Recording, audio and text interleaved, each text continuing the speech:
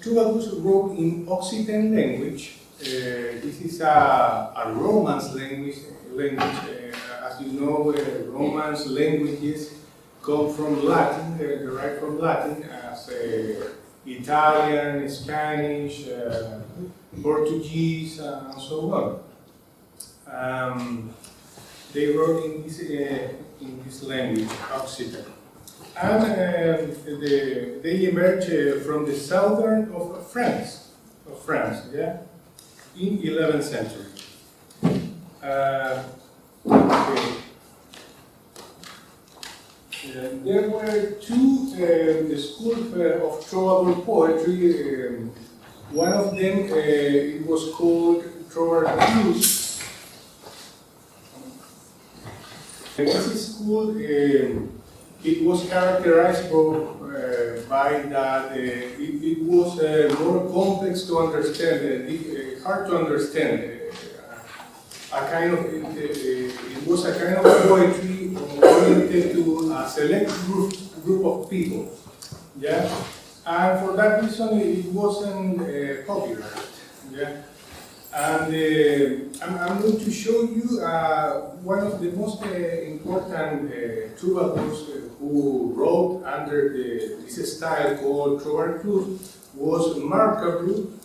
And I'm going to show you the song called Pax in Nomine, written by Marcabru.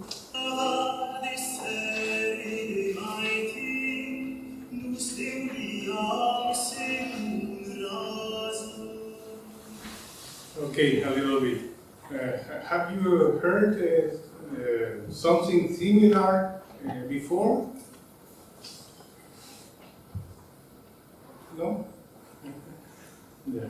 It's very interesting because this song was written in 12th century, and it is amazing to have the opportunity of listening to a song so old. You know? It is like a visit, a old church from 12th century or a house, etc. And another school of troubadour poetry was Troubadours. This kind of poetry was easy to understand. It was oriented to everyone, and for that reason it was more popular. Yeah? And one of the most famous troubadours who wrote under this style was Ricardo Parra. I'm going to reproduce a little bit a song called Grace Glories.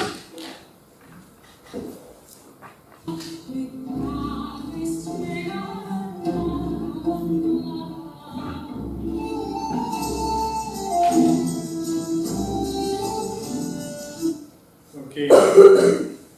Do you like this kind of music? It's interesting. Better than Lady Gaga or not? You were the person in charge of performing these songs and poems written by the troubadours, and they travel long distances visiting courts and performing these poems. At times it could happen that the juggler could ascend of the position and become a troubadour, and vice versa, the troubadour could descend of position and become a juggler. And frequently both jobs, one person made both jobs. Now I would like to speak about the troubadours and music, because of course they write poems and then they put music to these poems, and this music was monophonic. It means that it was only a melody with a unharmonized, yeah, it had not harmony.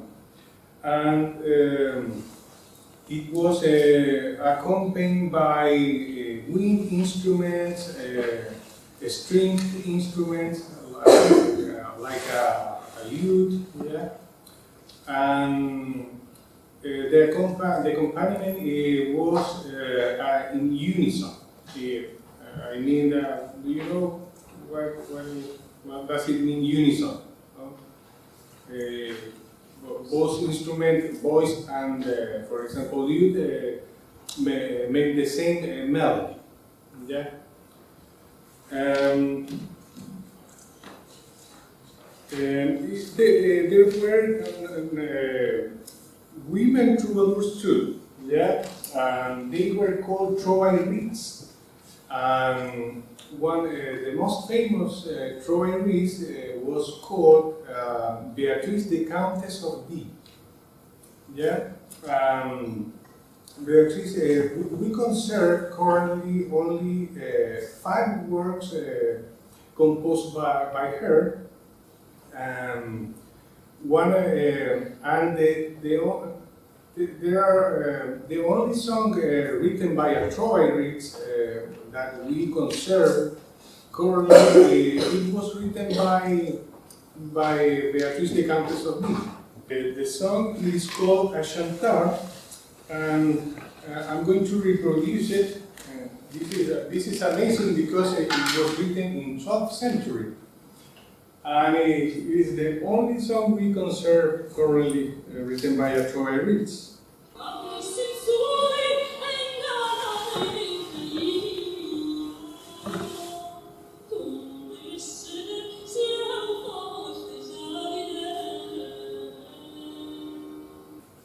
The influence of troubadours, as I mentioned at the beginning, we can see it currently in poems, in songs, and even in soap operas. And this influence, it comes from the love poetry that they wrote. This kind of poetry that is called courtly love. It is a conception of romantic love that it starts with troubadours, and nowadays we conserve. When we write a song, for example, a romantic song, usually we took element unconsciously of this tradition of courtly love.